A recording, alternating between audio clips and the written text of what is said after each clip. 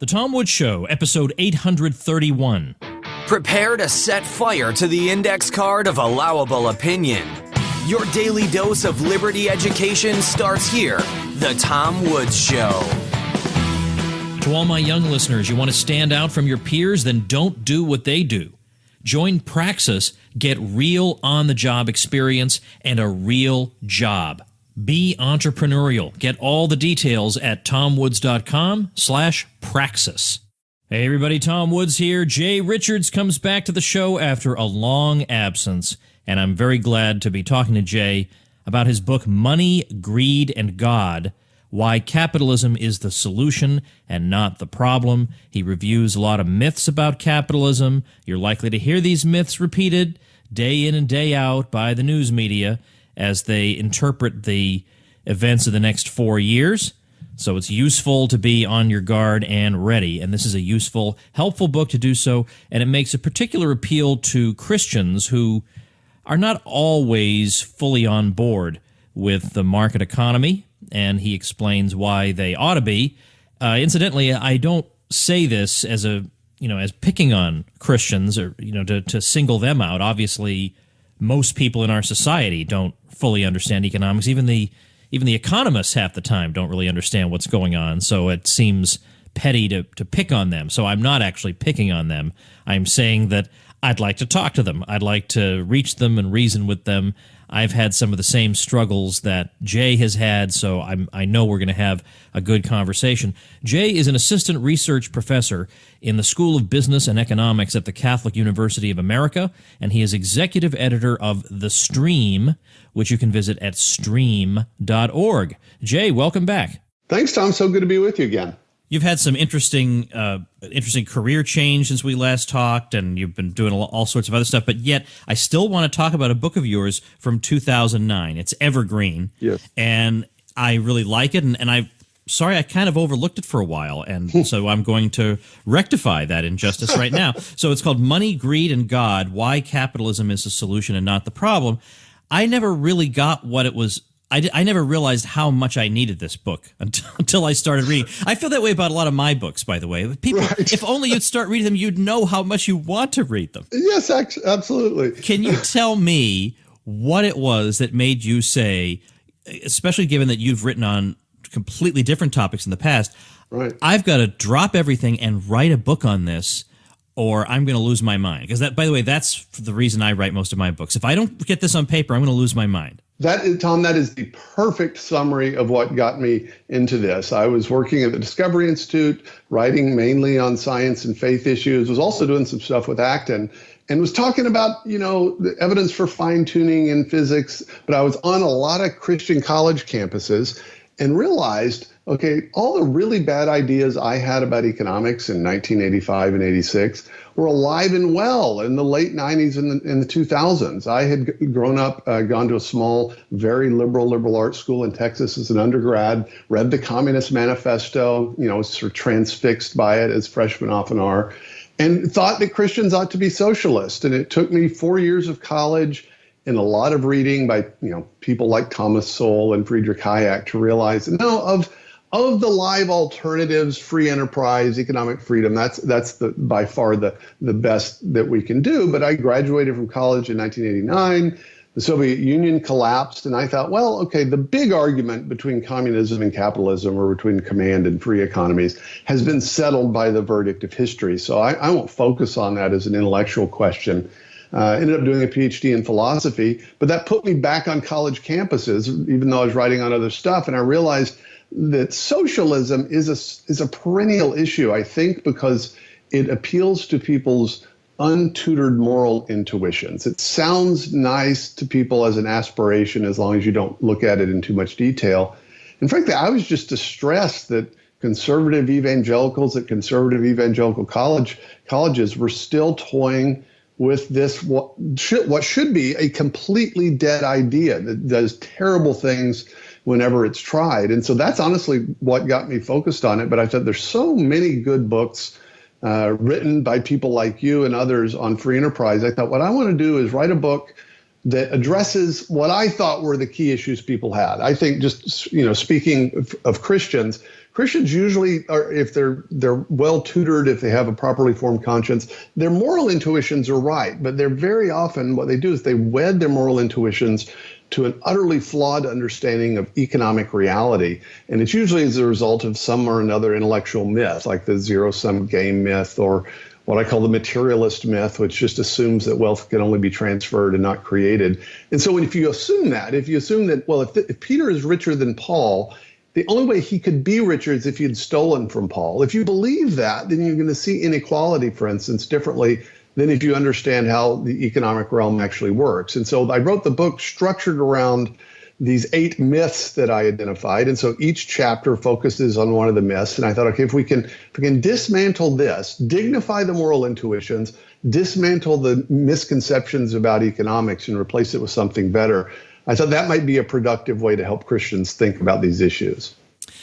You mentioned the one thing in the book that I might have changed slightly is you refer to that book by Ronald Sider, Rich Christians in an Age of Hunger. Yes. But I'm not sure you referred to the brilliant reply, David Chilton's book, Productive Christians in an Age of Guilt Manipulators. That is probably the best book title I have ever heard. It is, and I've read that book, actually, and I just decided, I think I read it when I was working on Money, Greed, and God, and if I recall correctly, it was so grouchy that I thought maybe it wasn't the best way to go. Yeah, I mean, with a title like that, obviously it is grouchy, but that title just kills me. All right. Yeah, let's get, of course, it's interesting for the two of us to talk because we've both written books that are in this sort of genre. I took a different path from you. I was sort of arguing, here's why Austrian economics is a good way to look at the world. Yeah. And I was reaching out and speaking to really the whole world. I mean, you can read The Church and the Market as like an intermediate step between economics in one lesson and human action. But I had in mind a particular audience. It was traditionalist Catholics, not left-wing Catholics. I can't reach those people. Right. But traditionalists who kind of felt like, well, this newfangled free market of yours, as you so-called, it comes out of the Enlightenment, and we know that's bad. And it was very frustrating because none of them had read any of the relevant stuff, so I couldn't even have an argument. And meanwhile, I'm being excommunicated. That was the most bizarre thing I've ever gone through. So I wrote that book with them in mind. Your audience here, now, are you, I mean, if you mention Ronald Sider, then you're talking to the left, but at the same time, I feel certain that there are people in more mainstream and even conservative evangelical communities who have absorbed some of these, I think, faulty ways of thinking. So who's your audience here? The audience here was essentially all Christians. What's funny, you may not know this, Tom, I was an evangelical when I started this book and a Catholic by the time it was published. We're adult converts. And so being at Acton, I was conversant with a lot of evangelical and Catholic thinkers. I really wanted to reach every Christian that's interested in the question of economics and poverty, but doesn't know very much about economics. And so I wanted to write it in such a way that it wasn't obvious. It was a very broadly Christian. I didn't want it to be pigeonholed as an evangelical or a Catholic book, but I'm definitely thinking of not the leftists, but of Christians in general that get influenced by left-wing things. I mean, I noticed Sider I cited. I also talked a lot about Jim Wallace, who's a progressive evangelical, but he's read by evangelicals. He's read at conservative evangelical seminaries and colleges. And so, a lot of people don't realize that. They think, I'll send my children to Calvin College or to Wheaton, or someplace, and they'll be fine. They don't realize, actually, if you talk to the faculty, a lot of them are leftists, at least on economics. They may be orthodox theologically, but definitely not when it comes to politics and economics. So that's a huge market. And what I discovered is that a lot of Christian colleges and econ professors who are frustrated about this have ended up using the book alongside, the Principles of Economics textbook and intro econ courses, which is kind of what I wanted. I thought, okay, this is not most kids. It's not that, well, they've had several economics courses and didn't understand how supply and demand works. They don't understand anything about it. And so they're just led astray by the misconceptions. And so that's who I wanted to reach. I think, at least initially the book is used largely in evangelical colleges in terms of actually being in the curriculum, though I know a few Catholic colleges, including my own, that use it in different classes, which is honestly, that's the greatest hope I could have had for the book. All right, let's get into some of the specifics in here. You, in 8 chapters, are dealing with 8 different misconceptions. let's pick the one you think is the overwhelmingly overriding one. And it's definitely the piety myth. I mean, you could in fact reduce it to that one. The piety myth is just confusing good intentions with with consequences, with outcomes. And of course, Economics in One Lesson by Henry Hazlitt, the whole book is about that. You know, the art of economics consists, he says, in tracing not the consequences of a policy, not merely for one group, but for all groups. That it's confusing what we intend to do, what our aspirations are, with the actual effects of a policy or an action. And to prevent confusing that, you've got to learn something about this realm. And I describe, just as God has created think of the created order as a set of concentric spheres that overlap and intersect, and they have their own internal logic. And so you can study chemistry, you can study physics, you can learn rules that can be discerned by studying this realm. And it's the result of an interaction of theories and observations. You can hopefully get closer and closer to the truth. I say, think of the economic realm as something like that. It's the realm of human existence in which humans buy and sell and exchange goods and services and information, often in a context of scarcity. And by studying that, first by analyzing it, as you've done in many of your books, analyzing what human action is like and understanding incentives, and also just looking at the empirical details, you can discover principles and laws that hold. It's not exactly the same as physics, but you can use them to predict what's going to happen when gasoline becomes scarce in Florida. And those are things you learn. They're empirical and theoretical questions. And so I say all Christians that want to think clearly about economic policy and economic issues, we need to take on board the theoretical insights and the empirical discoveries from economics. And if we don't do that, it's just as if we decided we're going to be a good Christian plane builder, but we're not going to bother to learn anything about lift or gravity or aerodynamics or Bernoulli's principle. You got to know the realities of the thing that you want to talk about if you want to talk about it reasonably. And that's honestly, it's that confusion between good intentions and sound outcomes that I think that's at the base of all the problems. And so sometimes I'm often asked to give talks on this question. I call it the piety myth because piety has to do with the state of our hearts. And as Christians, we know God cares both why we do something and what we do. Both of those things matter in the realm of morality. Both of those things don't matter when it comes to economics. It's what we do that matters. And the what isn't affected by whatever our motivations are. And so we don't want to focus on our piety, on the sort of warm feelings we have in our hearts. We want to focus on the real, likely or known consequences of economic actions if we actually want to help people rather than hurt them. Just the other day, I got an email from somebody who said, I used to be a libertarian, and then I found Christ. And I now believe that you, Tom Woods, are teaching something at odds with what Christ teaches. He clearly is opposed to capitalism, as you're describing it. And I believe you, Tom Woods, wittingly or not, are part of a dark conspiracy going back hundreds of years, like at least back through the Illuminati. Like, it was the whole thing. It was the whole thing. He had gone from libertarianism to the craziest, nuttiest, weirdest possible version of Christianity that has ever existed, and then he demanded that I, explain and justify myself. And this is why the delete key exists on the computer. That's why there's a delete key. But let's give credit where it's due. He raises a legitimate question for discussion, which is we look through the biblical text, and what do we see? We see a lot of verses about the rich and the poor. Yes. But what do we see about the welfare state or about antitrust law or about business cycles? I ask rhetorically. Right. Yeah. Or any of these things, or environmental regulations. I mean, even the, sort of locus classicus for the Christian who thinks that Christianity is communism is, the early chapters of Acts, where the church in Jerusalem sells their possessions and shares everything in common. And people look at that and say, well, that's communism. The problem is, just look at the details. I mean, first of all, the Roman centurions aren't confiscating the means of production. This is a small group of Christians voluntarily sharing their goods and sharing amongst themselves. In fact, when Peter comes in and judges Ananias and Sapphira, he quite explicitly says these are the people that claim to have sold their stuff and given it to the church, but in fact, they had held it back. He didn't say, well, the stuff didn't belong to you. He said, in fact, it did belong to you. But what you did is you lied to the Holy Spirit. And so people, when you're looking at this, if you look at biblical texts superficially and impose economic misconceptions on it, you see something that's not there. This wasn't an early form of communism. First of all, we're dealing with a unique situation in Jerusalem. Pentecost has just happened.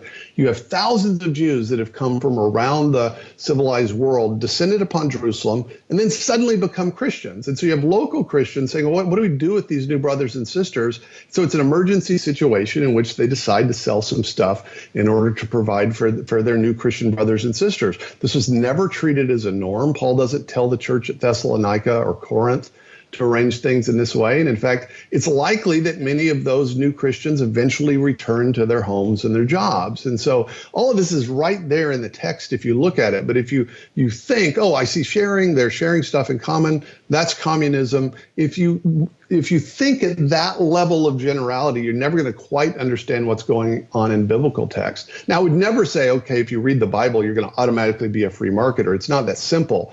I think as Christians, what we want to do is we want to draw on everything from special revelation, everything that we know as Christians, but we also want to learn things about the economic realm, which just simply aren't addressed directly in Scripture. That's no more crazy than saying, look, if you're a good Christian chemist, you don't expect to get the periodic table of the elements from the Bible. The Bible is going to give you information and knowledge. It's not going to give you everything you need to know to be a chemist. And the thing I've had to deal with, of course, with the Catholic angle in particular, is people will wave this or that document from the U.S. bishops or something at me, and they'll say, well, what about this? And I'll say, well, there's a difference between proposing moral principles to be observed and proposing the technical means to best try to advance those. So, for example, you might say our moral ideal is a society where the family is supported. Yes. Okay, well, sure, family is very important.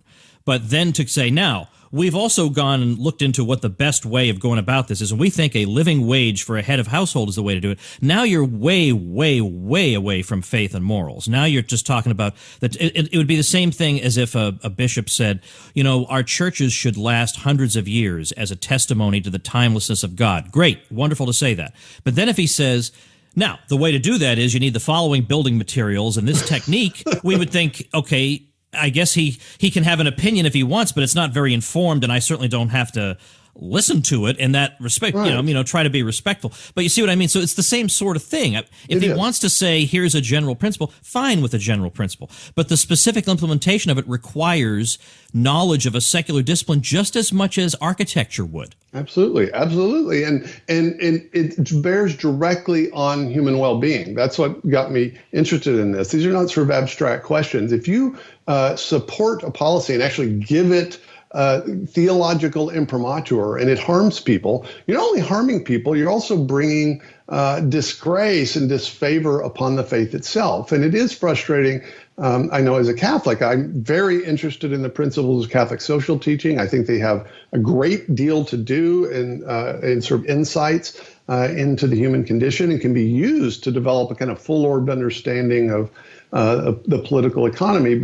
But unfortunately, churchmen and bishops and popes often don't know when their analysis of the faith and morals ends and their assumptions about economic reality begins. And so, this frustrates me in some papal encyclicals. It's not like you get, okay, here's the section on the faith and morals, and then here's where the Pope gives his considered opinions on these things based upon his understanding of technology and economics. It's not that way. Most church documents, they mix these things together. So even Pope Francis's recent encyclical Laudato Si, even though in the encyclical it says, now the church doesn't specify and prescribe certain economic theories, nevertheless, the Pope very frequently in the same encyclical has all sorts of economic and scientific opinions. And so it's left to us to sort of to separate the chaff from the wheat, or to say, okay, what is core magisterial teaching here, and what is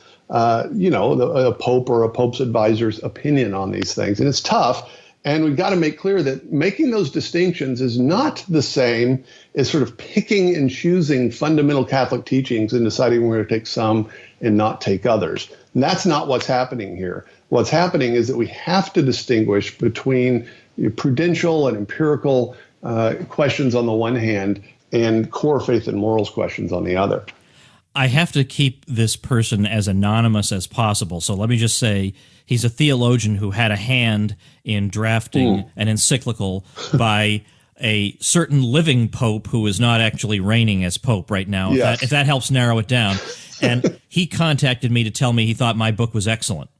So I take that as, okay, I am not breaking any rule by believing what I believe. It ain't no problem. All right, we've got a lot more myths to address. Let's first thank our sponsor. If you're an entrepreneurial young person who'd rather get job experience than sit through gender studies, then Praxis may be for you. At the end of your apprenticeship, you're guaranteed a job earning at least $40,000 a year, and the average Praxis graduate earns $55,000 a year out of the program. I recently sat down with Praxis alum Diana Zitting. Diana, tell me what your Praxis experience was like. I had weekly meetings with my advisor. We chatted about my goals, things I wanted to learn in projects, and we came up with outlined details on how to make it happen. It was very personalized. The whole team knew me by name before I even started, so it was amazing. Diana, what I think people may not realize is you're only 18 years old. You've already finished the program, and what are you doing now? Yeah, so I am 4 years ahead of my peers who just completed a semester of college, and I'm working as sales manager at the company that I apprenticed with while I was in Praxis. I've got tangible, measurable proof that hiring me is an investment that pays off. I know how to stick out from other applicants for positions, and I truly feel like I know how to live a freer life. On top of that, I don't have a penny of debt. Get all the details plus some bonus goodies when you check it out through tomwoods.com/praxis. All right, let's get back to this by looking at a question that I have faced quite a bit as somebody who is right of center and deals with people who are right of center. And their complaint is not that capitalism oppresses me in this way or that way. It's things more like capitalism gives us this ugly, debased culture that we have, and this consumerist kind of culture where we're just addicted to material things. Right. That's sort of toward the end of the book, and it is honestly because it's usually traditionalists that make this objection. It's not, you will get leftist people like Jim Wallis that will kind of use this argument.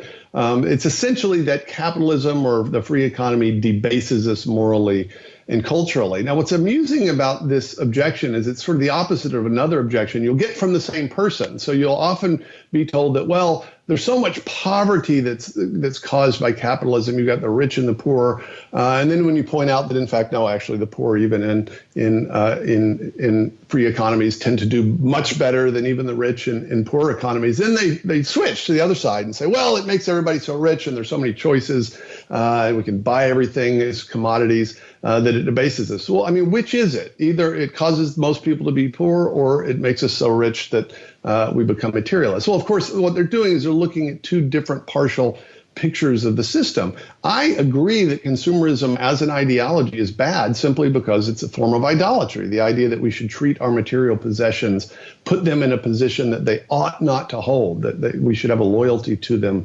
that ought to be reserved for God. Obviously, that's a bad thing. I would just simply dispute the idea that a free economy, that is an economy that has private property rights and rule of law and economic freedom, that itself leads to consumerism or materialism. I don't know of any argument for that. I certainly don't know of any argument that it leads to kind of a debased aesthetic. I mean, all you have to do is visit, as I did in the 1980s, Eastern European countries, or have a look at North Korea, if you can, or the former Soviet Union. These were the most dedicated socialist countries, and you'll never find a more impoverished aesthetic environment. I mean, I do think what's essentially going on in a lot of these, kind of what I'd call these aesthetic critiques of market economies, is that a lot of people, especially a lot of intellectuals, they don't like the choices of ordinary people.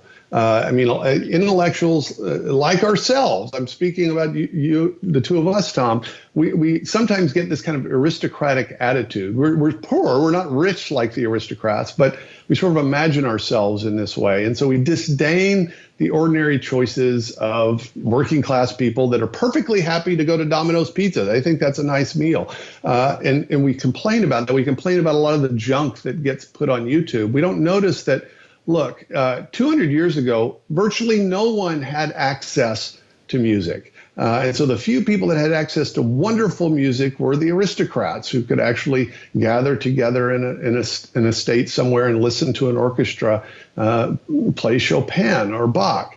Now it's practically free. Anybody can access music, and anybody can create music and upload it to the internet, upload it to YouTube. And so as a result, when everybody's able to do something, the sort of average thing that's produced is not going to be especially good. But my argument is, look, that's surely something to celebrate, that more people, if they want to, everyone, if they want to, as long as they have an internet connection, can listen to all the most beautiful music that's ever been written. They can see scans of the most wonderful art that's ever been made. I don't begrudge the system that allows that to be possible, even if it also allows ordinary people to produce some things that maybe those of us with refined tastes wouldn't prefer. Every kind of economic system and every change is going to come with both some costs and some benefits. I would much rather have the costs of a free society, and including its benefits, than to suffer the costs of one in which these things are excluded. Let's do like a lightning round style now. I'll give you a topic, and you take 60 seconds, let's say, to address it. So let's start with what you call the nirvana myth, and I'll so you won't have to spend part of your 60 seconds explaining it.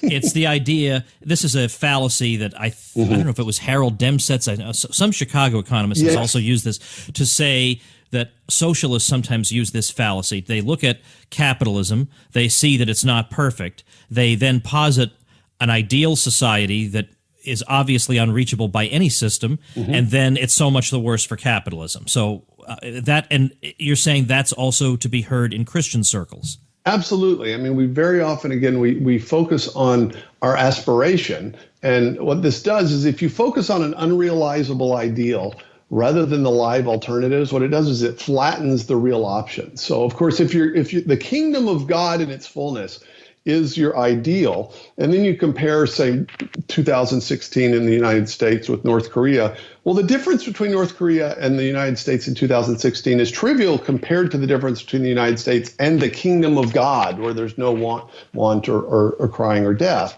But we can't access the kingdom of God in that way. We aren't able to establish the kingdom of God in its fullness. And so what you want to do when you're saying, okay, of the live alternatives, things we can actually bring about by our own power, what's the best of those? When you frame the question in that way, it's obvious what the answer is, that free economies, for all their problems, for all their non-utopian qualities, are vastly superior for doing the things you'd want an economy to do than any of the alternatives that humans have ever been able to come up with. If you frame it that way, you make the argument, I think, really clear, certainly for Christians that are willing to look at the evidence. All right, second one. Doesn't capitalism foster unfair competition? And you refer to this as myth number 3, the zero-sum game. Trade requires a winner and a loser. Yes, and this one is common because it's intuitive that if you look at, say, I go out and I'm going to buy a flat screen TV, I want to look at Walmart and Target, and if I buy it from Target, Walmart's not going to do get my business. And so you see that as a competition. And people that don't understand market economies will think that's the whole story. But what they don't notice is that free exchange, if you analyze it carefully, is actually a win-win. It's not a win-lose or zero-sum game scenario. And I tell this story of the trading game, which is a game I played in the 6th grade, in which a teacher hands out toys to everyone and then essentially allows them to freely trade amongst themselves. And she has them say how much they like the toy at the beginning they started with, and then how much they like the toy that they got at the end. And they almost always like the one they got at the end better. And the reason is because she set up a system with the rule of law and then said, now all of you can freely trade. And so no one trades a toy with another person unless they want the toy the other kid has. And it's the same from the perspective of the other kid. They don't trade unless they want the toy the other kid has. And that's a win-win. And what's amazing about that is that means that just a system of rule of law and free exchange by itself, even without adding anything new to the system, can actually lead to people being better off, to perceiving their situation as better than it was at the beginning. This happens every time we go to the grocery store or go to the barber. We engage in this kind of mutually beneficial exchange.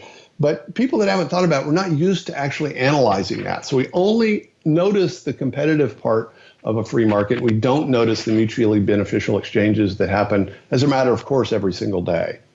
And finally, I don't want to do the one on capitalism being based on greed, because I feel like I've handled that so much. And there's no reason that the idea that people should have voluntary exchanges with each other has anything to do with greed whatsoever. That these things have, this is just a complete red herring and a misconception. But what about the, if I become rich, won't someone else become poor? I think that speaks to the guilt manipulators aspect. That it actually, it makes people feel like if you have a lot of dough, that's probably because you stole it from some guy in the third world or something. That's right. And of course, I distinguish between the zero-sum game myth, which I sort of say, I use that as that's a view of the nature of trade.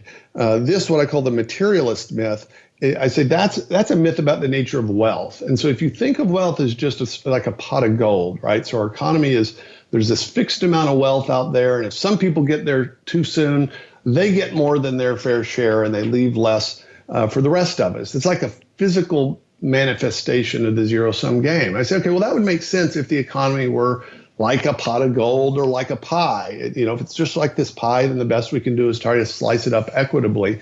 But of course, that's nothing like what real healthy economies are like. Nobody thinks that Steve Jobs, the late Steve Jobs, got rich by stealing iPods and iPads from homeless people. We know that's not true. He didn't extract wealth from an economy and then just give it to somebody else. What he did is he participated in a process of wealth creation in which he created value for himself and many other people. That's what real economies do when they trade with each other, when they have the modicums of freedom and the rule of law that they need. Human beings, creatures made in the image of God, we create wealth and value that wasn't there before. And so that means Peter could get fabulously wealthy, not by defrauding or stealing someone, but by doing something that creates value for himself and for others. And that's a good thing. That's not a bad thing. As long as you understand that the economy, wealth can be created rather than merely shifted around, that keeps you from making a lot of simple, elementary mistakes you might otherwise make about economics.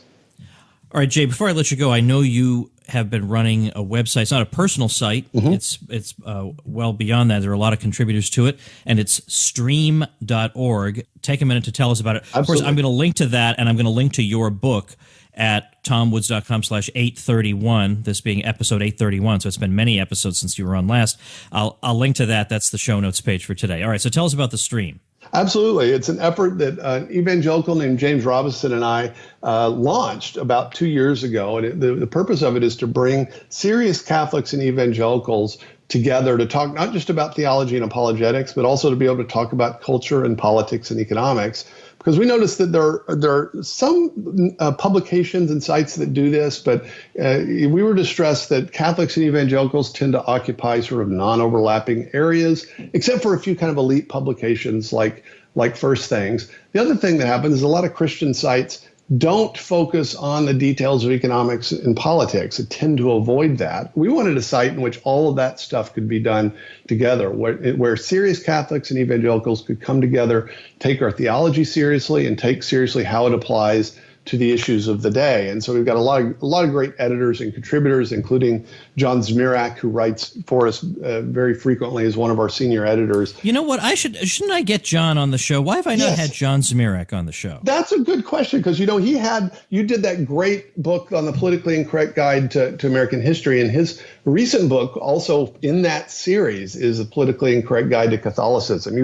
That's right. Yeah. I should, but I mean, I have a limited segment of the audience that's interested in the church, but I have done episodes like on the weekend as a bonus episode on that subject, and people have really eaten it up. So, but also John talks about everything under the sun. I could get him on to, we could talk about names in the phone book if people still looked in phone books. That's right, and he writes actually a lot on these economic issues, and so he'd be terrific. All right, okay, I'm going to jot that down. Okay, yeah, I got to know him back when I lived in New York in the early 90s or mid 90s. Sure. Mid 90s. Yeah, I got pictures of I have a picture of us with some brunch friends, and we're so young looking. I don't know what John looks like now, but I know I don't look like that anymore. So anyway, yeah, I definitely got to get him on. Absolutely. And he was, of course, he lived in New York at the time, and he's a native of Queens, but he actually lives down in Dallas, Texas now. So he's more surrounded by people that he agrees with. Ah, okay, because I know he was in New Hampshire. I can't keep track of that guy. Yeah, exactly. So this is, he's one of our senior editors and one of our most popular writers at the Stream. Okay, all right. Yeah, he's funny and smart. Okay, so anyway, well, look, stream.org is for interested people to check out for sure. And, of course, the book we've been talking about is Money, Greed, and God, Why Capitalism is the Solution and Not the Problem. Available on Amazon, and I'll link to it directly at tomwoods.com/831. All right, Jay, great job. Thanks for being here. Great talking to you. Great talk to you, Tom. Okay, everybody, before I let you go, I've got an announcement that might be of interest to some of you. You know that Gene Epstein is a relatively frequent guest on the show. He's the economics and book review editor over at Barron's.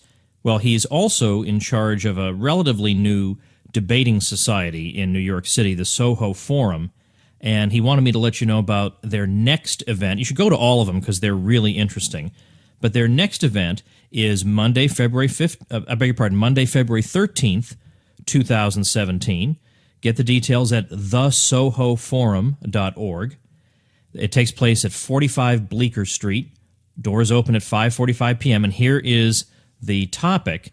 Ben Powell will be defending the following proposition against Mark Krikorian, and it reads as follows. U.S. immigration policy should be to issue migration visas without any numerical limitations to all applicants who are not on a terrorist watch list and who do not otherwise have criminal records or contagious diseases. Ben Powell is the editor of The Economics of Immigration. He also directs the Free Market Institute at Texas Tech University. And Mark Krikorian is the executive director of the Washington, D.C.-based Center for Immigration Studies. So Monday, February 13th, get the details at thesohoforum.org. Remember, if you're enjoying the show, join the elite as a member of the Supporting Listeners program over at supportinglisteners.com. Thanks for listening. Become a smarter libertarian in just 30 minutes a day. Visit TomWoods.com to subscribe to the show for free, and we'll see you next time.